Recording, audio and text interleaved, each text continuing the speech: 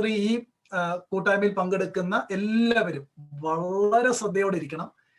നിങ്ങൾ സ്വതന്ത്രമായിട്ടൊന്ന് ചിന്തിക്കണം. ഈ പറയുന്ന കാര്യങ്ങൾ വേദപുസ്തകത്തിനകത്തുണ്ടോ എന്ന് കൃത്യമായി നോക്കണം. അതുകൊണ്ട് എൻ്റെ ഒരു റിക്വസ്റ്റ് ആണിത്. വേദപുസ്തകം വായിക്കുന്നവർ എന്നെ വളരെ 2-3 വാക്യങ്ങളൊന്ന് വായിച്ച് കേൾപ്പിക്കണം. എല്ലാവരും ശ്രദ്ധയോടെ കേൾക്കണം. നമുക്ക് ഇതിന് നിങ്ങൾ എല്ലാവരും കേട്ടിട്ടുള്ളതാണ് പരിശുദ്ധാത്മാവും തീയും. മറ്റൊരു കാര്യം നമ്മൾ വായിക്കുന്നത് അഗ്നി അഭിഷേകം. അങ്ങനെ ഒരു പദം നിങ്ങൾ കേട്ടിട്ടുണ്ടോ? അഗ്നി അഭിഷേകം എന്നൊരു വാക്ക് കേട്ടിട്ടുണ്ടല്ലോ. ഇപ്പൊ കേട്ടിട്ടുണ്ടോ ഇല്ലയോ എന്നുള്ള കാര്യം നിങ്ങൾ ഏസാ പറയുന്നത് എന്നുള്ള കാര്യം എനിക്ക് അറിയത്തില്ല. കാര്യം നിങ്ങളുടെ മുഖം എനിക്ക് കാണാൻ പറ്റത്തില്ലാത്തതുകൊണ്ട് എങ്കിലും ഞാനങ്ങ് ഇമാജിൻ ചെയ്യുകയാണ്. കൂടുതൽ ആളുകളും കേട്ടിട്ടുള്ള ഒരു കാര്യമാണ് ഈ തീയ്, ഹോളി സ്പിരിറ്റും തീയും, പരിശുദ്ധാത്മാവാകുന്ന തീ. എനിക്ക് ആ പദങ്ങളൊന്നും അത്രയും കൃത്യമായിട്ട് പറയാൻ അറിയത്തില്ല. എങ്കിലും ദൈവവചനത്തിലൂടെ അതിന്റെ കാര്യം ഒന്ന് പറയാം.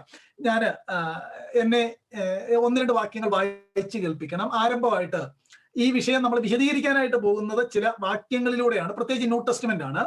അപ്പോസ്തല പ്രവൃത്തി 2-ാം അധ്യായത്തിന്റെ 1 മുതൽ 4 വരെയുള്ള വാക്യം. 2-ാം അധ്യായത്തിന്റെ 1 മുതൽ 4 വരെയുള്ള വാക്യം എന്നെ ഒന്ന് വായിച്ച് സഹായിക്കാമോ? പെന്തക്കോസ്ത് നാൾ വന്നപ്പോൾ എല്ലാവരും ഒരു സ്ഥലത്ത് ഒന്നിച്ചു കൂടിയിരുന്നു. പെട്ടെന്ന് കൊടിയ കാറ്റടിക്കുന്നത് പോലെ ആകാശത്തു നിന്ന് ഒരു മുഴക്കമുണ്ടായി. അവർ ഇരുന്നിരുന്ന വീട് മുഴുവനും നിറച്ചു. അഗ്നിജ്വാല പോലെ പിളർന്നിരിക്കുന്ന നാവുകൾ അവർക്ക് പ്രത്യക്ഷമായി അവരിൽ ഓരോരുത്തരുടെ മേൽ പതിഞ്ഞു. എല്ലാവരും പരിശുദ്ധാത്മാവ് നിറഞ്ഞവരായി ആത്മാവ് അവർക്ക് ഉച്ചരിപ്പാൻ നൽകിയതുപോലെ അന്യഭാഷകളിൽ സംസാരിച്ചു തുടങ്ങി.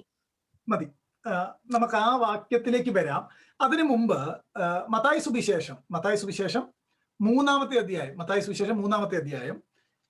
ഒന്ന് എല്ലാവരും ഒന്ന് എടുക്കാമോ? മത്തായി സുവിശേഷം 3-ാമത്തെ അധ്യായം.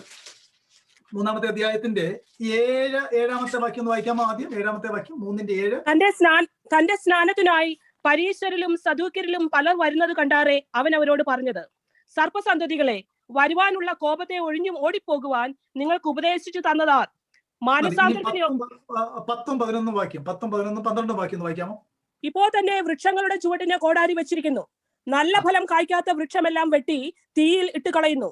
ഞാൻ നിങ്ങളെ മാനസാന്തരത്തിനായി വെള്ളത്തിൽ സ്നാനം ഏൽപ്പിക്കുന്നതേ ഉള്ളൂ. എന്റെ പിന്നാലെ വരുന്നവനോ എന്നേക്കാൾ ബലവാനാകുന്നു. അവന്റെ ചെരുപ്പ് ചുമപ്പാൻ ഞാൻ മതിയായവനല്ല. അവൻ നിങ്ങളെ പരിശുദ്ധാത്മാവിലും തീയിലും സ്നാനമേൽപ്പിക്കും. 12-ാം വാക്യം, വീശുമുറം അവന്റെ കയ്യിലുണ്ട്. അവൻ കളത്തെ മുറ്റും വെടിപ്പാക്കി കോതമ്പ് കളപ്പുരി കൂട്ടിവെക്കുകയും പതിർ കെടാത്ത തീയിലിട്ട് ചുട്ടുകളയുകയും ചെയ്യും. മതി, ഞാൻ അല്പം വിശദമായിട്ടൊന്ന് ദൈവകൃപയിൽ ആശ്രയിച്ച് പറയാൻ പോവുകയാണ്. ഇവിടുത്തെ വാക്കുകൾ യോഹന്നാൻ സ്നാപകന്റെ പ്രഭാഷണമാണ്.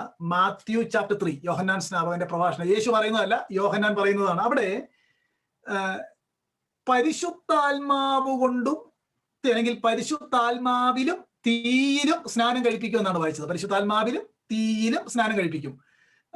ഈ കാര്യം ഈ പരിശുദ്ധാത്മാവിലും തീയിലും എന്ന ഇത് റിപ്പീറ്റ് ചെയ്ത് അത് ഇവിടെയാണ് ആളുകൾ പരിശുദ്ധാത്മാവ് കൊണ്ടുള്ള സ്നാനവും തീ കൊണ്ടുള്ള സ്നാനവും രണ്ടും ഒന്നാണെന്നാണ് വ്യാഖ്യാനിക്കുന്നത്. ഞാൻ അങ്ങോട്ട് വരാം. രണ്ടും ഒന്നാണെന്നാണ് വ്യാഖ്യാനിക്കുന്നത്. പക്ഷേ ഇവിടെ പ്ലെയിൻ ആയിട്ട് വായിച്ചാൽ തന്നെ അറിയാം പരിശുദ്ധാത്മാവ് കൊണ്ടുള്ള സ്നാനവും തീ കൊണ്ടുള്ള സ്നാനവും രണ്ടായിട്ടാണ് അവിടെ പറഞ്ഞേക്കുന്നത് തന്നെ. ആ ലാംഗ്വേജിന്റെ സ്റ്റൈൽ നോക്കിയാൽ മതി. അതിന്റെ ആ യൂസേജ് രണ്ടായിട്ടാണ് പറഞ്ഞേക്കുന്നത്. ഇനിയും ഞാൻ വിവരിക്കുന്നതിന് മുമ്പ് ഒരു ഔട്ട്ലൈൻ പറഞ്ഞിട്ട് വിവരിക്കാം. 10-ാം വാക്യം തീരുന്നത് നിങ്ങൾ ശ്രദ്ധിച്ചോ? തീയിലിട്ട് കളയുന്നു. ഒരു വാക്ക് കണ്ടോ? തീ, അത് ന്യായവിധിയാണ് കാണിക്കുന്നത്. ആ വാക്യം 10-ാം വാക്യം ശ്രദ്ധിച്ച് വായിച്ചാൽ നല്ല ഫലം കായ്ക്കാത്തതിനെയെല്ലാം തീയിൽ ഇട്ട് കളയുന്നു. ഇനി 12-ാമത്തെ വാക്യത്തിന്റെ ഒടുവിൽ നിങ്ങൾ കണ്ടോ? പതിർ കെടാത്ത തീയിലിട്ട് ചുട്ടുകളയുന്നു. പതിർ കെടാത്ത തീയിലിട്ട് ചുട്ടുകളയുന്നു. ഇനി അടുത്തൊരു വാക്ക്, ഇനി അവിടെ തീ കൊണ്ടുള്ള സ്നാനം. 3 വാക്യത്തിനകത്ത് തീയ് തീയ് തീയ് എന്ന് കാണാം. 3 വാക്യത്തിനകത്ത് തീ എന്ന് കാണാം. യോഹന്നാൻ ഈ പ്രഭാഷണം പരിശുദ്ധാത്മാവ് കൊണ്ടും തീ കൊണ്ടും സ്നാനം കഴിപ്പിക്കും എന്ന ഈ പ്രഭാഷണം മത്തായി സുവിശേഷത്തിനകത്തും മർക്കോസിന്റെ സുവിശേഷത്തിനകത്തും ലൂക്കോസിന്റെ സുവിശേഷത്തിനകത്തും യോഹന്നാന്റെ സുവിശേഷത്തിനകത്തും ഉണ്ട്. 3 ഉണ്ട്. ഞാൻ വാക്യം റെഫർ ചെയ്യുന്നവർക്ക് വേണ്ടി മാത്രം ഒന്ന് പറഞ്ഞു തരാം. വാക്യം പറയാം. ഇവിടെ മത്തായി 3:11, മർക്കോസ് 1:8. മർക്കോസിനകത്ത് തീ കൊണ്ടുള്ള സ്നാനം പറയുന്നില്ല, പരിശുദ്ധാത്മാവ് കൊണ്ടുള്ള സ്നാനം മാത്രമേ പറയുന്നുള്ളൂ. 1:8. ലൂക്കോസ് 3:16 പരിശുദ്ധാത്മാവിലും തീയിലും സ്നാനം കഴിപ്പിക്കുമെന്ന് ലൂക്കോസ് പറയുന്നുണ്ട്. യോഹന്നാൻ 1:33 അവിടെയും തീ കൊണ്ടുള്ള സ്നാനത്തിന്റെ കാര്യം പറയുന്നില്ല, പരിശുദ്ധാത്മാവ് കൊണ്ടുള്ള സ്നാനത്തിന്റെ കാര്യമേ പറയുന്നുള്ളൂ.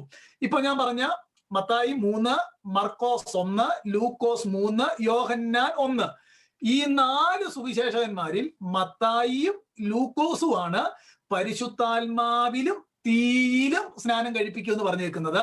എന്നാൽ മർക്കോസ് എഴുതിയപ്പോഴും യോഹന്നാൻ എഴുതിയപ്പോഴും തീ കൊണ്ടുള്ള സ്നാനവും ന്യായവിധി പറയുന്നതും അവർ രണ്ടുപേരും എഴുതിയിട്ടില്ല. ഞാൻ പറയുന്ന വാക്കുകൾ ശ്രദ്ധിച്ചോണം, എനിക്ക് അതെല്ലാം വായിച്ചു വിവരിക്കാൻ സമയമില്ല. മർക്കോസും യോഹന്നാനും തീ കൊണ്ടുള്ള സ്നാനവും പറഞ്ഞിട്ടില്ല. മത്തായിയും ലൂക്കോസും പറഞ്ഞ പോലെ ഫലം കായ്ക്കാത്തതിനെ തീയിലിട്ട് ചുട്ടുകളയുന്ന കാര്യവും പറഞ്ഞിട്ടില്ല. മത്തായി 2 സ്നാനത്തെ പറ്റി പറഞ്ഞു, ലൂക്കോസ് 2 സ്നാനത്തെ പറ്റി പറഞ്ഞു, മർക്കോസും യോഹന്നാനും 1 സ്നാനത്തെ പറ്റിയേ പറഞ്ഞിട്ടുള്ളൂ. നിങ്ങളെ വാക്യം ശ്രദ്ധിച്ചു വായിച്ചാൽ ഞാൻ ഈ പറയുന്ന കാര്യം അവിടെ ഉണ്ടാകും.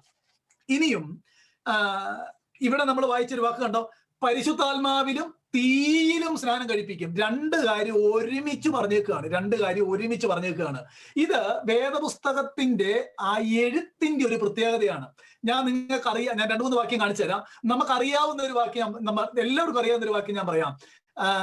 ചിലർ നിത്യജീവനായും ചിലർ നിത്യലജ്ജയ്ക്കായും അന്ന് ഉയർത്തെഴുന്നേൽക്കുന്ന ഒരു വാക്യമുണ്ട് ഇല്ലേ? ദാനിയേൽ പ്രവചനം 12-ാം അധ്യായം. ഇനി എന്റെ ഒരു ചോദ്യം, ഇത് ഒരുമിച്ച് നടക്കുന്ന സംഭവമാണോ രണ്ടായിട്ട് നടക്കുന്ന സംഭവമാണോ? നിങ്ങൾ പറഞ്ഞു 2ആണ്. പക്ഷെ എഴുതിയേക്കുന്നത് എങ്ങനെ? ഒരുമിച്ചാണ്. ചിലർ നിത്യജീവനായും ചിലർ നിത്യലജ്ജയ്ക്കായും ഉയർത്തെഴുന്നേറ്റ് വരും. ഒരുമിച്ച് എഴുതിയേക്കുന്നു. പക്ഷേ അതിന്റെ ഇടയിൽ സമയത്തിന്റെ ഗ്യാപ്പ് ഉണ്ടെന്നാണ് തിരുവെഴുത്ത് പറയുന്നത്, മറ്റു വാക്യങ്ങൾ പഠിച്ചാൽ. ഇനിയും നിങ്ങൾ എന്നോടൊപ്പം ഒന്ന് ഒരുമിച്ച് വന്നേ. ഇത് അരമണിക്കൂറോട് തീരുവെന്നറിയത്തില്ല, തീർക്കാം. നോക്കി, യെശയ്യാ പ്രവാചകന്റെ പുസ്തകം 61-ാം അധ്യായം. ഞാൻ തന്നെ വായിക്കാം പെട്ടെന്ന്. 61-ാം അധ്യായത്തിന്റെ 1-ാം വാക്യം എല്ലാവരും നോക്കണം. യെശയ്യാവ് ഐസയ 61:1. അവിടെ പറയുന്ന വാക്ക് കണ്ടോ, എളിയവരോട് സദ്വർത്തമാനം ഘോഷിപ്പാൻ യഹോവ എന്നെ അഭിഷേകിച്ചിരിക്കൊണ്ട് യഹോവയായ കർത്താവിന്റെ ആത്മാവ് എന്റെ മേലിരിക്കുന്നു, ഹൃദയം തകർന്നവരെ മുറിവ് കെട്ടാനും തടവുകാർക്ക് വിടുതലും ബദ്ധന്മാർക്ക് സ്വാതന്ത്ര്യം അറിയിപ്പാനും യഹോവയുടെ പ്രസാദ വർഷവും നമ്മുടെ ദൈവത്തിന്റെ പ്രതികാര ദിവസവും പ്രസിദ്ധമാക്കുവാനും എന്ന് പറഞ്ഞ വാക്യം പോകുക. അവിടുത്തെ 2 കാര്യം കേട്ടോ, കുരുടന്മാർക്ക് കാഴ്ച, ബദ്ധന്മാർക്ക് വിടുതൽ, ഹൃദയം തകർന്നവരുടെ മുറിവ് കെട്ടുക, യഹോവയുടെ പ്രസാദ വർഷം ഘോഷിക്കുക, എന്നിട്ട് ദൈവത്തിന്റെ പ്രതികാര ദിവസം പ്രസിദ്ധമാക്കുക. വാക്ക് കണ്ടല്ലോ, ദൈവത്തിന്റെ പ്രതികാര ദിവസം പ്രസിദ്ധമാക്കുക.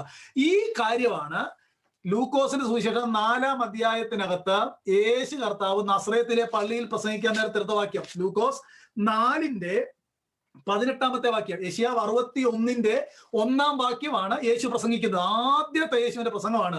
നസ്രയത്ത് മാനിഫെസ്റ്റോ എന്നാണ് അതിനെ വിളിക്കുന്നത്. അവിടുത്തെ വാക്കുകൾ നോക്കിയേ, ദരിദ്രന്മാരുടെ സുവിശേഷം അറിയിക്കുവാൻ കർത്താവിനെ അഭിഷേകം ചെയ്തിരിക്കുന്നു, ബദ്ധന്മാർക്ക് വിടുതല്, കുരുടന്മാർക്ക് കാഴ്ച, പീഡിതരെ വിടുവിച്ചടിക്കുക, കർത്താവിന്റെ പ്രസാദവശം പ്രസംഗിപ്പാനും എന്നെ അയച്ചിരിക്കുന്നു. വാക്യം കണ്ടോ? എന്നാൽ പ്രതികാര ദിവസത്തെ പറ്റി അവിടെ ഉണ്ടോ? നിങ്ങൾ നോക്കിയേ, ഇല്ല. ലൂക്കോസ് 4-ന്റെ-18 പ്രതികാര ദിവസം ഉണ്ടോ? പ്രതികാര ദിവസം ഇല്ല. എന്നാൽ യെശയ്യാ 61-ന്റെ-1 എന്തോ ഉണ്ട്? പ്രതികാര ദിവസം ഉണ്ട്. ഇത് രണ്ടോളം ചേർത്ത് വായിച്ചാൽ യേശുവിന്റെ കാലത്ത് നടക്കാൻ പോകുന്ന ശുശ്രൂഷയും ഭാവിയിൽ നടക്കാൻ പോകുന്ന പ്രതികാരത്തിന്റെ കാര്യവും യെശയ്യാ ഒരുമിച്ചാണ് എഴുതിയത്. നിങ്ങൾ എന്റെ ഒപ്പം ഉണ്ടോ? ഒരുമിച്ചാണ് എഴുതിയത്. യേശു അത് എടുത്തു പറഞ്ഞപ്പോൾ 2 കാര്യം പറഞ്ഞില്ല, 1 കാര്യമേ പറഞ്ഞുള്ളൂ. ഇനിയും എനിക്ക് 2-3 ഉദാഹരണം കാണിക്കാൻ പറ്റും.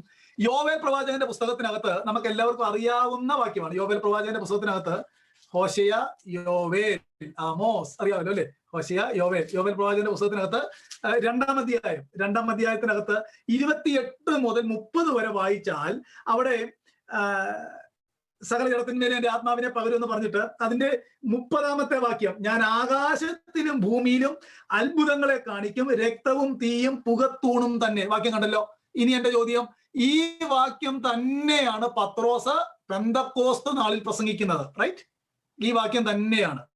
പക്ഷെ പത്രോസ് പ്രസംഗിക്കാൻ നേരത്ത് ഈ വാക്യങ്ങൾ അതുപോലെ കോട്ട് ചെയ്തെങ്കിലും ഈ പറയുന്ന എല്ലാ കാര്യങ്ങളും പെന്തക്കോസ്ത് നാളിൽ നടക്കുന്നുണ്ടോ? ഇല്ല. ആദ്യ ഭാഗം മാത്രമേ നടക്കുന്നുള്ളൂ. ശരിയാണോ? പരിശുദ്ധാത്മാവ് മേൽ വരുന്നു, ആ ഭാഗമേ നടക്കുന്നുള്ളൂ. രക്തവും തീയും പുകത്തൂണും ഒന്നും ആകുന്ന ഒന്നും അവിടെ എന്ത് ചെയ്യുന്നില്ല, നടക്കുന്നില്ല. ഞാൻ ഈ പറഞ്ഞു വരുന്നതിന്റെ അർത്ഥം കിട്ടിയോ? അങ്ങനെയാണെങ്കിൽ യെശയ്യാവ് 2 കാര്യം പറഞ്ഞു, പക്ഷെ ഒരു കാര്യമാണ് യേശു എടുത്തു പറഞ്ഞത്. ദാനിയേൽ 2 ഉയർപ്പിനെ പറ്റി പറഞ്ഞു, പക്ഷെ 2 സമയത്താണ് നടക്കുന്നത്. യോവേൽ പ്രവാചകന്റെ പുസ്തകത്തിലെ ഉദ്ധരണി പത്രോസ് അതുപോലെ പറയുന്നെങ്കിലും 2 കാര്യം ഒരുമിച്ച് നടക്കുന്നില്ല. അതിന്റെ ആദ്യ ഭാഗമാണ് നടക്കുന്നത്. ഞാൻ ഈ പറഞ്ഞത് ഇങ്ങനെ 2 കാലങ്ങളിൽ നടക്കുന്ന വസ്തുതകൾ ഒരുമിച്ച് പറയുന്നത് വേദപുസ്തകത്തിന്റെ സ്റ്റൈൽ ഓഫ് റൈറ്റിംഗ് ആണ്. നിങ്ങൾ എന്റെ ഒപ്പം ഉണ്ടോ? എല്ലാവർക്കും കിട്ടിയല്ലോ? സ്റ്റൈൽ ഓഫ് റൈറ്റിംഗ് ആണ്. ഇനിയും തെളിവ് വേണമെങ്കിൽ എൻ്റെ കയ്യിലുണ്ട്, പക്ഷേ എനിക്ക് സമയമില്ല. ഇത് 2 കാലഘട്ടത്തിൽ നടക്കുന്ന കാര്യം ഒരുമിച്ച് പറയും. ഇതുപോലെ തന്നെയാണ് യോഹന്നാൻ സ്നാപകൻ പറയുന്നത്. ഞാന് എന്റെ പിന്നാലെ വരുന്നവന്റെ ചെരുപ്പിന്റെ വാറഴിപ്പാൻ യോഗ്യനല്ല, എന്നിട്ട് പറയുക, ഞാൻ നിങ്ങളെ വെള്ളത്തിൽ സ്നാനം കഴിപ്പിക്കുന്നു, എന്റെ പിന്നാലെ വരുന്നവൻ നിങ്ങളെ പരിശുദ്ധാത്മാവിലും തീയിലും സ്നാനം കഴിപ്പിക്കുന്നു. ഇതും ഞാൻ എന്റെ വിശദീകരണത്തിലേക്ക് വരാം. ഇതും ഒരുമിച്ച് നടക്കുന്ന കാര്യമല്ല, 2 സമയത്ത് നടക്കുന്ന കാര്യമാണ്. മത്തായി 3-ാം അധ്യായം നിങ്ങൾ ശ്രദ്ധിച്ചു വായിച്ചാൽ, ഞാനിപ്പോ കാണിച്ചു തന്നിരുന്നു, അവിടെ തീയ തീയ തീയ എന്നാവർത്തിക്കുന്നത് ഫലം കായ്ക്കാത്ത വൃക്ഷത്തെയും ഫലമില്ലാത്ത പതിരിനെയും കത്തിച്ചു കളയുന്ന ന്യായവിധി പറയാനായിട്ടാണ് മത്തായി 3-ൽ തീ എന്ന കാര്യം യോഹന്നാൻ പറയുന്നത്. ശരിയാണോ? ശ്രദ്ധയോടെ വായിച്ചാൽ മതി. ഞാൻ നിങ്ങളോട് പറയാം, നിങ്ങൾ ആരെങ്കിലും എഴുതിയ ഒരു പുസ്തകം ഞാൻ തെറ്റായിട്ട് വ്യാഖ്യാനിച്ചാൽ എന്തോ ഒരു പ്രയാസമായിരിക്കും നിങ്ങൾക്ക്. ഇതുപോലെ തന്നെയല്ലേ തമ്പുരാൻ എഴുതി തന്ന പുസ്തകം നമുക്ക് സൗകര്യമുള്ള പോലെ വ്യാഖ്യാനിച്ചാൽ? അതുകൊണ്ട് നിങ്ങൾ അത്രയും കാര്യം ആ ഓർഡറിൽ പറഞ്ഞു. ഇനിയും നോക്കി, തീ എന്ന വാക്ക്, അഗ്നി എന്ന വാക്ക് ഏത് കാലഘട്ടത്തിലും കേൾക്കുമ്പം മനുഷ്യന് എരിവാണല്ലേ. അഗ്നിനാവ് എന്ന് കേട്ടാൽ നമുക്കൊരു എരിവാണ്. അതുപോലെ ജ്വലിക്കുക, കത്തുക എന്നൊക്കെ പറയുന്നത് നമുക്ക് നമ്മുടെ മനസ്സിനൊരു ഉത്തേജനമാണ് ആ പദമൊക്കെ കേൾക്കുന്നത്. അതുപോലെ തന്നെ അഗ്നി അഭിഷേകം നമ്മൾ സ്ഥിരമായിട്ട് കേൾക്കുന്ന ഒരു വാക്കാണ്. നമ്മുടെ ഇടയിൽ ഇല്ല, ആരും പറയാറില്ല. പക്ഷെ ആ അപകടം ഉണ്ടാകാതിരിക്കാൻ വേണ്ടി ഞാൻ ഒന്നുകൂടെ അങ്ങ് പറയുക, അങ്ങനെ ഒരു വാക്ക് തിരുവെഴുത്തിനകത്തുണ്ടെന്നുള്ള ഉദ്ദേശത്തിലാണ് ഈ ആവർത്തിച്ച് നമ്മളത് കേൾക്കുമ്പോൾ നമ്മളിൽ ചിലരെങ്കിലും ചിന്തിച്ചേക്കുന്നത് അങ്ങനെ ഒരു കാര്യം വേദപുസ്തകത്തിനകത്ത് ഉണ്ടെന്നാണ്. ഞാൻ നിങ്ങളോടൊരു കാര്യം പറയാം, അങ്ങനെ ഒരു കാര്യം വേദപുസ്തകത്തിനകത്തില്ല. അങ്ങനെ ഒരു കാര്യമേ ഇല്ല. അതുപോലെ ഈ യോഹന്നാൻ സ്നാപകൻ പറഞ്ഞ ഈ അഗ്നി പരിശുദ്ധാത്മാവിനെ തീയോട് സാദൃശ്യപ്പെടുത്താൻ എടുക്കുന്ന 2 വാക്യങ്ങളാണ് യോഹന്നാൻ പറഞ്ഞ പരിശുദ്ധാത്മാവിലും തീയിലും എന്ന വാക്കും നമ്മൾ വായിച്ച അപ്പോസ്തലരുടെ പ്രവൃത്തി 2-ാം അധ്യായത്തിനകത്തെ അഗ്നിജ്വാല പോലെ പിളർന്നിരിക്കുന്ന നാവുകൾ അവരിൽ ഓരോരുത്തരുടെ മേൽ പതിഞ്ഞു എന്നതും. കേട്ടല്ലോ? പതിഞ്ഞു എന്നതും. ഇനിയും ഈ യോഹന്നാൻ പറഞ്ഞ, ഞാൻ എപ്പോഴും ഓർക്കാറുണ്ട്, യോഹന്നാൻ പറഞ്ഞ ഈ കാര്യം മാത്രമേ നമ്മൾ കേട്ടിട്ടുള്ളൂ. ഈ വലിയ വർഷിപ്പ് ലീഡേഴ്സ് ഒക്കെ പറയുന്നത്. യോഹന്നാൻ മറ്റൊരു കാര്യം പറഞ്ഞായിരുന്നു, 2 ഉള്ളവനെല്ലാം 1 കൊടുക്കണമെന്ന്. അതാരും ഇതുവരെ പറയുന്നത് കേട്ടിട്ടില്ല. അത് ആ പരിസരത്ത് തന്നെ വായിച്ചാലുണ്ട്. അത് നമ്മൾ പറയില്ല. എന്നാൽ ഇത് നമ്മൾ എപ്പോഴും പറയുന്നത് കേൾക്കാം. എന്നാലും നോക്കിയേ, ഹോളി സ്പിരിറ്റിനാലും തീയാലും 2 കാര്യം പറഞ്ഞേക്കാണ്. പല കാലഘട്ടത്തിൽ നടക്കുന്ന 2 കാര്യം ഒരുമിച്ച് ഒരേ വാചകത്തിൽ ഒരേ വരിയിൽ പറയുന്ന ആ എഴുത്ത് സ്റ്റൈലും തിരുവെഴുത്തിനകത്തുണ്ട്. ഇനി നമ്മൾ അപ്പോസ്തലരുടെ 2-ാം അധ്യായത്തിലേക്ക് വന്നാൽ അവിടെ നിങ്ങൾ ശ്രദ്ധയോടെ ഒന്ന് നോക്കിയാൽ തീ അവിടെ ഇറങ്ങിയോ എന്ന് നിങ്ങൾ ശ്രദ്ധിച്ചൊന്ന് വായിക്കണം. ഞാൻ വായിച്ചേൽപ്പിക്കാം. തീ അവിടെ ഇറങ്ങിയോ എന്ന് എല്ലാവരും, ഞാൻ വ്യാഖ്യാനിക്കുന്നില്ല, ഞാൻ 2 ചോദ്യം മാത്രം അവിടുന്ന് ചോദിക്കുമ്പോൾ നിങ്ങൾ എനിക്കൊന്ന് മറുപടി പറയണം. പെന്തക്കോസ്ത് നാൾ വന്നപ്പോൾ എല്ലാവരും ഒരു സ്ഥലത്ത് ഒന്നിച്ചു കൂടിയിരുന്ന് പെട്ടെന്ന് കൊടിയ കാറ്റടിക്കുന്ന പോലെ ആകാശത്ത് നിന്ന് ഒരു മുഴക്കം ഉണ്ടായി. എന്റെ ചോദ്യം, കാറ്റാണോ ഉണ്ടായത്, മുഴക്കമാണോ ഉണ്ടായത്? പറഞ്ഞ ഉത്തരം. കാറ്റുണ്ടായോ അതോ മുഴക്കം ഉണ്ടായോ? വാക്യം 2. ഒന്ന് വായിച്ചേ. കൊടിയ കാറ്റടിക്കുന്ന പോലെ ആകാശത്ത് നിന്ന് കാറ്റുണ്ടായില്ല, മുഴക്കമാണ് ഉണ്ടായത്. കാറ്റുണ്ടായില്ലല്ലോ വാക്യത്തിൽ. കാറ്റുണ്ടായിട്ടില്ല, മുഴക്കമാണ് ഉണ്ടായത്. ഇനിയും അവർ ഇരുന്നിരുന്ന വീട് മുഴുവനും നിറച്ചു. ആ മുഴക്കം നിറച്ചു. എന്നിട്ട് 3-ാം വാക്യം, അഗ്നിജ്വാല പോലെ പിളർന്നിരിക്കുന്ന നാവുകൾ അവർക്ക് പ്രത്യക്ഷമായി, അവരിൽ ഓരോരുത്തരുടെ മേൽ പതിഞ്ഞു. 2-ാമത്തെ ചോദ്യം, പ്രത്യക്ഷമായത് നാവാണോ അതോ തീയാണോ? ശ്രദ്ധിച്ചു വായിച്ചിട്ട് പറഞ്ഞാൽ മതി. പ്രത്യക്ഷമായത്, ആദ്യത്തെ ചോദ്യം കാറ്റാണോ ഉണ്ടായത്, മുഴക്കമാണോ ഉണ്ടായത്? വായനയിൽ പറഞ്ഞു മുഴക്കമാണ് ഉണ്ടായത്. അടുത്ത വാക്യം, അഗ്നിജ്വാല പോലെ പിളർന്നിരിക്കുന്ന നാവ്, അല്ലെങ്കിൽ അഗ്നിജ്വാല പോലെ പിളർന്നിരിക്കുന്ന നാവുകൾ അവർക്ക് പ്രത്യക്ഷമായി, അവരിൽ ഓരോരുത്തരുടെ മേൽ പതിഞ്ഞു. എന്റെ ചോദ്യം, പ്രത്യക്ഷമായത് നാവാണോ അതോ തീയാണോ? വാക്യം തന്നെ നോക്കിക്കോളൂ. നാവ് പ്രത്യക്ഷമായെന്നാണ് വായിക്കുന്നത്, തീ പ്രത്യക്ഷമായെന്ന് വായിക്കുന്നില്ല. ശ്രദ്ധിച്ചോ, തീ പ്രത്യക്ഷമായെന്നേ വാക്കിയില്ല. പിന്നെ അവിടെ എഴുതിയേക്കുന്ന എന്നാന്നറിയാമോ? പ്രത്യക്ഷമായി അവരിൽ ഓരോരുത്തരുടെ മേൽ പതിഞ്ഞ നാവിന്റെ ഷെയ്പ്പാണ് അഗ്നിജ്വാല പോലെ പിളർന്ന നാവുകൾ. അങ്ങനെ തന്നെയാണോ? അഗ്നി പ്രത്യക്ഷമായെന്നില്ല, അഗ്നിയുടെ കളറും പ്രത്യക്ഷമായെന്നില്ല, തീജ്വാലയും പ്രത്യക്ഷമായെന്നില്ല. നാവ് അവരിൽ ഓരോരുത്തരുടെ മേൽ പതിഞ്ഞു. ആ നാവിന്റെ ഷെയ്പ്പ് എന്താണെന്ന് ചോദിച്ചാൽ പെട്ടെന്ന് കണ്ടപ്പോൾ അഗ്നിജ്വാല പിളർന്നിരിക്കുന്ന പോലെ തോന്നി. വീട്ടിലെല്ലായിടത്തും അരിസോണയെ കാണുകയല്ല, സിയാറ്റിൽ എല്ലാ വീട്ടിലും ഫയർ പ്ലേസ് ഉണ്ടല്ലോ. ഫയർ പ്ലേസിനകത്ത് തീ കത്തിക്കുമ്പോൾ എങ്ങനെ സ്ക്വയർ ആയിട്ടാണോ തീ കത്തുന്നത്? ഏതെങ്കിലും വീട്ടിൽ സ്ക്വയർ ആയിട്ട് തീ കത്തുന്നത് കണ്ടിട്ടുണ്ടോ? ഇല്ലല്ലോ. പിന്നെ എങ്ങനെയാ? നാളങ്ങളായിട്ടാണ് കത്തുന്നത്. റൈറ്റ്, നാളങ്ങൾ. അങ്ങനല്ലേ മലയാളത്തിൽ പറയണ്ടേ? നാളങ്ങളായിട്ടാണ് കത്തുന്നത്. അങ്ങനെയെങ്കിൽ ഈ വാക്യം കണ്ടോ, അഗ്നിജ്വാല പ്രത്യക്ഷമായ നല്ല നാവ് പ്രത്യക്ഷമായ നാവിന്റെ ഷെയ്പ്പാണ് അഗ്നിജ്വാല പോലെ പിളർന്നിരുന്നത് എന്ന് പറഞ്ഞാൽ ഒറ്റ നോട്ടത്തിൽ കണ്ട സ്ക്വയർ ആയിട്ടല്ല, ആ നാവിന്റെ ഷെയ്പ്പ് പറയുക. തീ കത്തിയാൽ അതിന്റെ ജ്വാല പിളർന്നിരിക്കുന്ന പോലത്തെ ഒരു ഷെയ്പ്പായിരുന്നു ഞങ്ങളുടെ മേൽ പതിഞ്ഞ ഞങ്ങളുടെ മേൽ പതിഞ്ഞ നാവിന്റെ ഷെയ്പ്പ് എന്നാണ് അവിടെ പറഞ്ഞിരിക്കുന്നത്. ക്ലിയർ ആണോ? അങ്ങനെയാണെങ്കിൽ തീ വന്നു, തീനാവ് പതിഞ്ഞെന്നൊക്കെ പറഞ്ഞ മണ്ടത്തരമല്ലേ? ഇത് ഏറ്റവും കൂടുതൽ ദുരുപയോഗം ചെയ്യുന്നത് പെന്തക്കോസ്തുകാരല്ല കേട്ടോ, ഈ കരസ്മാറ്റിക് മൂവ്മെന്റുകളാണ്. എന്നിട്ട് തീ തീ തീ എന്നും പറഞ്ഞ് നടക്കാണ്. അപ്പോസ്തലപ്രവൃത്തി 2-ാം അധ്യായത്തിനകത്ത് തീയെന്നോ തീജ്വാലയെന്നോ തീജ്വാലയുടെ കളറെന്നോ ഒന്നും ബാക്കിയില്ല. വാക്യം വെരി ക്ലിയർ ആണ്. അഗ്നിജ്വാലയെ പോലെ പിളർന്നിരിക്കുന്ന നാവ് അവരുടെ മേൽ പ്രത്യക്ഷമായി. അതുകൊണ്ട് സ്ത്രീ പ്രത്യക്ഷമായി എന്ന് വരുന്ന ഒരു വാചകം പോലും, തീയുടെ കളറ് എന്ന് പറയുന്ന ഒരു വാക്കുപോലും ആ പാസേജിനകത്തില്ല. അഗ്നിജ്വാല പ്രത്യക്ഷമായി അവരുടെ മേൽ പതിഞ്ഞു എന്നല്ല വാക്യം. അഗ്നിജ്വാലയുടെ നാളങ്ങൾ പോലെ പിളർന്ന നാവുകൾ അവരുടെ മേൽ പതിഞ്ഞെന്നാണ്. അതുകൊണ്ട് ഐപിക്കോസിന്റെ കൂട്ടായ്മയിൽ പങ്കെടുക്കുന്ന ഒരാൾ പോലും പരിശുദ്ധാത്മാവിനെ തീയായിട്ട് നമ്മൾ ഈ വായിച്ച വാക്യത്തിനകത്തോ പുതിയ നിയമത്തിലെ ഒരു പാസേജിനകത്തോ വാക്യമില്ല. ഇനി നമുക്ക് ഞാൻ ബഹുമാനിക്കുന്ന ഒരു കർത്താവിന്റെ ദാസനാണ് പാസ്റ്റർ ചേസ് ജോസഫ്. നിങ്ങൾ ചിലരെങ്കിലും കേട്ടോ, അദ്ദേഹം ഇടയ്ക്ക് പറയാറുണ്ട് ഈ പരിശുദ്ധാത്മാവെന്ന് പറഞ്ഞിട്ട് ആർക്കും ഒന്നും തോന്നുന്നില്ല, അതുകൊണ്ടായിരിക്കും ഇടയ്ക്കിടയ്ക്ക് തീ തീ തീ എന്ന് പറയുന്നതെന്ന് അദ്ദേഹം പറഞ്ഞിട്ടുണ്ട്. ശരിയല്ലേ? ഹോളി സ്പിരിറ്റ് എന്ന് പറഞ്ഞാൽ പോരെ, അങ്ങനെ തീ എന്ന് പറഞ്ഞാൽ ഒരു എരിവുണ്ടാവുള്ളൂ. എന്നാൽ കേട്ടോ, അങ്ങനെ ഒരു കാര്യം പുസ്തകത്തിനകത്തില്ല. ഇനിയും ഇവിടെ നടന്നത് യോഹന്നാൻ പറഞ്ഞല്ലോ, പരിശുദ്ധാത്മാവ് കൊണ്ടും തീ കൊണ്ടും സ്നാനം കഴിപ്പിക്കും.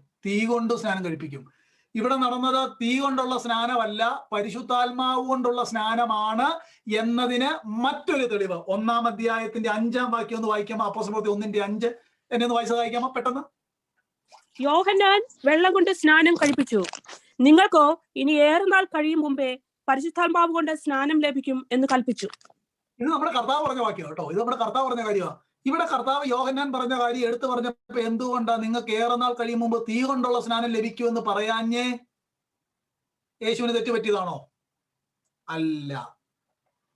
കർത്താവ് അല്ലെങ്കിൽ നസ്രയത്തിലെ യേശുവിന്റെ ആദ്യത്തെ പ്രസംഗത്തിൽ യെശയ്യാവ് 61:1 എടുത്തു പറഞ്ഞപ്പോൾ യഹോവയുടെ പ്രതികാര ദിവസം ഇനിയും വരാനിരിക്കുന്നതേ ഉള്ളൂ എന്നതുകൊണ്ട് ആ ഭാഗം പറയാതെ ഇപ്പോൾ നടക്കുന്ന കാര്യം മാത്രം പറഞ്ഞ നമ്മുടെ കർത്താവ് അപ്പോസ്തലപ്രവൃത്തി 1-ാം അധ്യായത്തിന്റെ 5-ാം വാക്യത്തിലും യോഹന്നാൻ പറഞ്ഞ പരിശുദ്ധാത്മാവ് കൊണ്ടും തീ കൊണ്ടും എന്ന രണ്ട് കാര്യം പറയാതെ ഭാവിയിൽ നടക്കുന്ന ന്യായവിധിയാകുന്ന തീയുടെ കാര്യം തൽക്കാലത്തേക്ക് മാറ്റിവെച്ച് അവരുടെ മേൽ വരുന്ന പരിശുദ്ധാത്മ സ്നാനത്തെ പറ്റി മാത്രമേ യേശു പറഞ്ഞുള്ളൂ.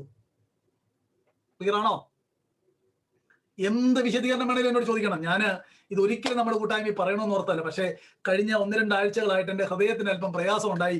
അതുകൊണ്ട് മാത്രമാണ് ഞാൻ ഒരു കോമൺ മീറ്റിങ്ങിന് കയറുമ്പോൾ എന്നെ കാണുമ്പോൾ ഈ പ്രൊഫൈൽ പിക്ചർ ചിലർ തീയുടെ ഒക്കെ ആക്കുക. കാര്യം അവർ ചിന്തിച്ചേക്കുന്നത് ഞാൻ ഇതിനെതിരാണെന്ന. എൻ്റെ പ്രിയപ്പെട്ടവര്, അത് നിങ്ങളാരും വഞ്ചിക്കപ്പെടരുത്. ഈ ഇല്ലാത്ത കാര്യം തീ തീന്ന് എന്തിനാ പറയുന്നത്? ഹോളി സ്പിരിറ്റ് എന്ന് പറഞ്ഞാൽ പോരെ, അല്ലേ? ഇവിടെ നോക്കിയ 1:5 തീ കൊണ്ടുള്ള സ്നാനമാണ്. 2-ാം അധ്യായത്തിനകത്ത് തീയും വന്നില്ല, തീയുടെ കളറും വന്നില്ല, തീനാവും വന്നില്ല, അഗ്നി നാളങ്ങളും വന്നിട്ടില്ല. ക്ലിയർ ആണല്ലോ. ഇനിയും 2-ാം അധ്യായത്തിനകത്ത് ആത്മസ്നാനം മാത്രമേ നടന്നുള്ളൂ എന്നതിന്റെ തെളിവ് എന്താ? അപ്പോസ്തലപ്രവൃത്തി 11-ാം അധ്യായത്തിലേക്ക് തെളിവ് കൃത്യമായിട്ട് അവിടെ കിടപ്പുണ്ട്. തീ കൊണ്ടുള്ള സ്നാനമല്ല, ആത്മസ്നാനമേ നടന്നുള്ളൂ എന്നതിന്റെ തെളിവ് 11:16 ഞാൻ വായിച്ചു കേൾപ്പിക്കാം. 11:16 അപ്പോൾ പത്രോസ് 11:16 യോഹന്നാൻ വെള്ളം കൊണ്ട് സ്നാനം കഴിപ്പിച്ചു, നിങ്ങൾക്കോ പരിശുദ്ധാത്മാവ് കൊണ്ട് സ്നാനം ലഭിക്കും എന്ന് കർത്താവ് പറഞ്ഞ വാക്ക് ഓർത്തു. ഇതേത് വാക്യവാ? അപ്പോസ്തലപ്രവൃത്തി 1:5 പത്രോസ് എടുത്തു പറയുകയാണ് 11:16. എന്താ ഇവിടെ ഈ പറയുന്നതിന്റെ കോണ്ടക്സ്റ്റ് എന്നറിയാമോ? കൊർന്നല്യോസിന്റെ വീട്ടിൽ അവരെല്ലാവരും പരിശുദ്ധാത്മാവിനാൽ സ്നാനപ്പെട്ട കാര്യം, ആത്മസ്നാനം പ്രാപിച്ച കാര്യം യെരുശലേമിലുള്ള യഹൂദന്മാരോട് പറഞ്ഞപ്പോൾ, അവരോട് വിശദീകരിച്ച് പറയുകയാണ്. അവരുടെ മേൽ അത് വന്നപ്പോൾ പത്രോസ് ഓർത്ത കാര്യം പറയുക. ഏകദേശം 10 വർഷത്തോളം കഴിഞ്ഞു നടക്കുന്ന കാര്യമാണ് ഇത് കേട്ടോ. ഏകദേശം 10 വർഷത്തോളം, അല്ലെങ്കിൽ മിനിമം ഒരു 8-9 വർഷത്തോളം കഴിഞ്ഞു നടക്കുന്ന കാര്യമാണ്. കൊർന്നല്യോസിന്റെ വീട്ടിൽ അവരുടെ മേൽ ദൈവാത്മാവ് വന്ന കാര്യം യഹൂദന്മാരായ വിശ്വാസികളോട് പത്രോസ് പറയുമ്പോൾ, അവരുടെ മേൽ പരിശുദ്ധാത്മാവ് വന്നപ്പോൾ പത്രോസ് പറയുക, ആദിയിൽ നമ്മുടെ കർത്താവ് പറഞ്ഞ കാര്യം, യോഹന്നാൻ വെള്ളം കൊണ്ട് സ്നാനം കഴിപ്പിക്കുന്നു, ഏറെ നാൾ കഴിയും മുമ്പ് പരിശുദ്ധാത്മാവ് കൊണ്ട് സ്നാനം കഴിപ്പിക്കും എന്ന് നമ്മുടെ മേൽ. ആ വാക്യം കണ്ടോ? ആദിയിൽ നമ്മുടെ മേൽ. 15-ാമത്തെ വാക്യം, ഞാൻ സംസാരിച്ചു തുടങ്ങിയപ്പോ പരിശുദ്ധാത്മാവ് ആദിയിൽ നമ്മുടെ മേൽ എന്ന പോലെ അവരുടെ മേലും വന്നു.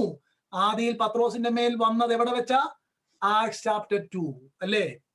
ആ വന്നപ്പോൾ ഞാനൊരു കാര്യം ഓർത്തു. ഏതാ ഓർത്തത്? കർത്താവ് ചില ദിവസങ്ങൾക്ക് മുമ്പ് പറഞ്ഞൊരു കാര്യം ഉണ്ടായിരുന്നു. യോഹന്നാൻ വെള്ളം കൊണ്ട് സ്നാനം കഴിപ്പിക്കും, ഏറെ നാൾ കഴിയും മുമ്പ് പരിശുദ്ധാത്മാവ് കൊണ്ടും സ്നാനം കഴിപ്പിക്കും എന്ന കാര്യം പത്രോസ് ഓർത്തു. ഈ 2 തെളിവിന്റെ അടിസ്ഥാനത്തിൽ അപ്പോസ്തലപ്രവൃത്തി 2-ാം അധ്യായത്തിൽ അഗ്നി അഭിഷേകം അല്ല നടന്നത്, ആത്മസ്നാനം മാത്രമാണ് നടന്നത്. വെരി ക്ലിയർ ആണല്ലോ. അതുകൊണ്ട് ദയവായി ഈ വചന പഠനം കേൾക്കുന്ന ആരും വചനത്തിൽ പറഞ്ഞിരിക്കുന്നതിന് വിരുദ്ധമായി പറയരുത്. ഈ പുസ്തകം, ഇതിന്റെ ഓണർ നമ്മളല്ല, നമ്മൾ വെറും ഗ്രഹവിചാരകന്മാർ മാത്രമാണ്. എഴുതിയിരിക്കുന്നത് മാത്രം പറയാൻ ഏൽപ്പിച്ചിട്ടേ ഉള്ളൂ. നമ്മൾ അക്കൗണ്ടബിളാണ് എന്ന കാര്യം ഒരിക്കലും മറക്കരുത്. അതുകൊണ്ട് അപ്പൊ ഇനിയും ഈ അപ്പോസ്തലപ്രവൃത്തി 2-ാം അധ്യായം എടുത്തിട്ടാണ് അഗ്നി അഭിഷേകം എന്ന് പറയുന്നത് അല്ലേ? എന്നാൽ അഭിഷേകം എന്നൊരു വാക്ക് പോലും 2-ാം അധ്യായത്തിനകത്തില്ല. അഭിഷേകം ഒന്നെങ്കിൽ ഒഴിക്കണം തൈലം, അല്ലെങ്കിൽ തളിക്കണം. എന്നാൽ അപ്പോസ്തലപ്രവൃത്തി 2-ാം അധ്യായത്തിൽ ഒഴിക്കലും തളിക്കലും അല്ല നടന്നത്, ആത്മസ്നാനമാണ് നടന്നത്. ക്ലിയർ ആണോ സന്ദേശം? അതുകൊണ്ട് പ്രിയപ്പെട്ടവരെ, എൻ്റെ ഹൃദയത്തിന്റെ ഭാരമാണ്, ഇതാണ് സത്യം. ഞാൻ ഈ സന്ദേശം വർഷങ്ങൾക്ക് മുമ്പ് ഒരിടത്ത് പറഞ്ഞതിന്റെ കട്ടിങ് ലക്ഷക്കണക്കിന് ഇങ്ങനെ ആളുകളിലേക്ക് ചെല്ലുകയും അതിന്റെ പരിണിതഫലം ഇപ്പോഴും ഞാൻ അനുഭവിച്ചുകൊണ്ടിരിക്കുകയാണ്. അത് തെറ്റാണ്. ഇതല്ലേ നിങ്ങൾ പറ, ഇതല്ലേ സത്യം? വേദപുസ്തകത്തിൽ ഇങ്ങനെയല്ലേ എഴുതിയേക്കുന്നത്? മറ്റൊരിടത്തു പോലും ഇന്നത്തെ വചനവിരുദ്ധത പ്രസംഗിക്കുന്ന ആളുകൾ പറയുന്നതിനെ സാധൂകരിക്കാൻ തിരുവെഴുത്തിൽ ഒരു റെഫറൻസ് പോലുമില്ല. അതുകൊണ്ട് പരിശുദ്ധാത്മാവിനെ തീയോട് സാദൃശ്യപ്പെടുത്തിയിട്ടില്ല. യോഹന്നാൻ പറഞ്ഞ പരിശുദ്ധാത്മാവിനാലും തീയാലുമുള്ള സ്നാനം എന്നത്, പരിശുദ്ധാത്മാവിനാലുള്ള സ്നാനം സഭയ്ക്കും, തീ കൊണ്ടുള്ള സ്നാനം ഫലം കായ്ക്കാത്ത വൃക്ഷം റെപ്രസെന്റ് ചെയ്യുന്ന യേശുവിനെ അംഗീകരിക്കാത്ത ജാതികൾക്കും ഉള്ളതാണെന്നാണ് തിരുവെഴുത്ത് പറയുന്നത്. അത് അഗ്നി അഭിഷേകമല്ല, അഗ്നി കൊണ്ടുള്ള സ്നാനമാണ്. അത് നിത്യശിക്ഷാവിധിയാണ്, നരകമാണ് എന്നാണ് കർത്താവ് പറഞ്ഞിരിക്കുന്നത്, തിരുവെഴുത്ത് പറഞ്ഞിരിക്കുന്നത്. ഒരിക്കൽ ശമരിയിലേക്ക് പോയ ശിഷ്യന്മാരെ യേശു മുന്നമേ അയച്ചിട്ട് കർത്താവ് പിന്നാലെ എന്നപ്പോൾ അവർക്കെതിരെ ആ പട്ടണക്കാർ ഇളകിയപ്പോൾ നമ്മൾ വായിക്കുന്നത് ലൂക്കോസ് 9:51 വായിക്കുന്നത്, യോഹന്നാനും പത്രോസും ഒക്കെ പറഞ്ഞു, യോഹന്നാനും പത്രോസുമാണെന്ന് എന്റെ ഓർമ്മ, ഇവരുടെ മേൽ തീ ഇറക്കണേ എന്ന് പറഞ്ഞപ്പോ യേശു പറഞ്ഞു എന്നാന്നറിയാമോ?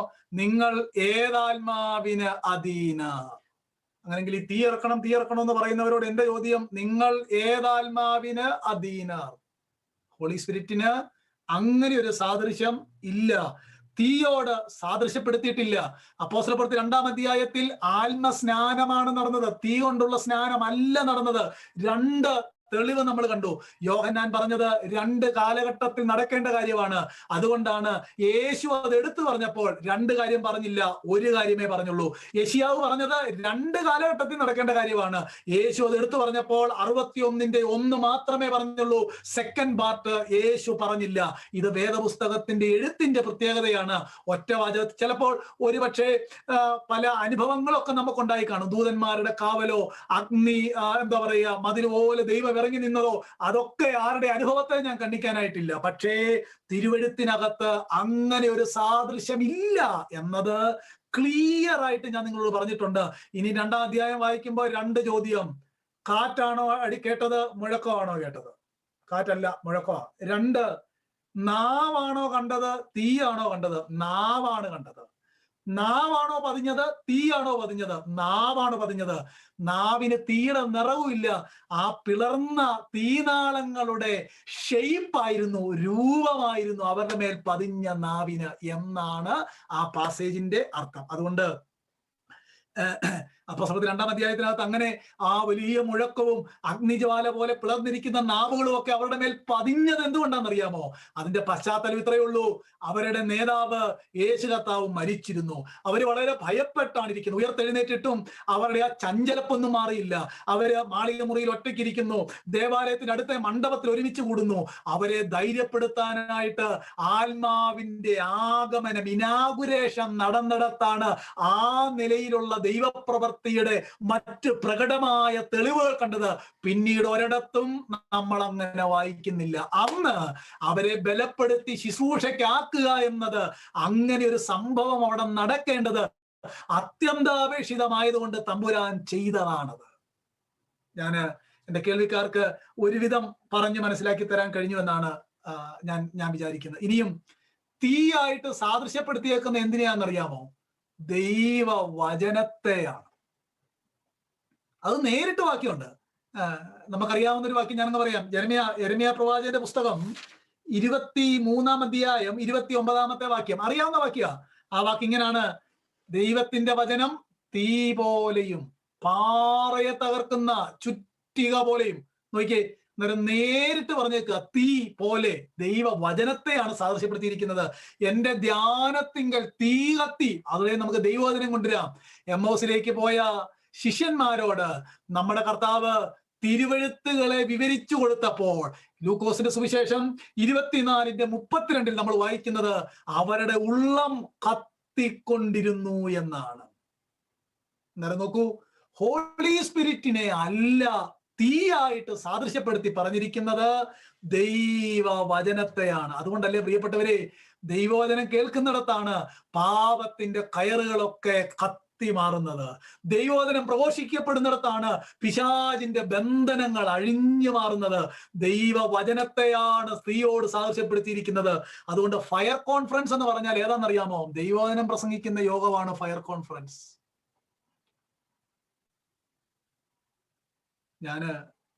എന്നോട് പിണക്കം വല്ലതും ഉണ്ടെങ്കിൽ നേരിട്ട് വിളിച്ചറിയിച്ചാൽ മതി.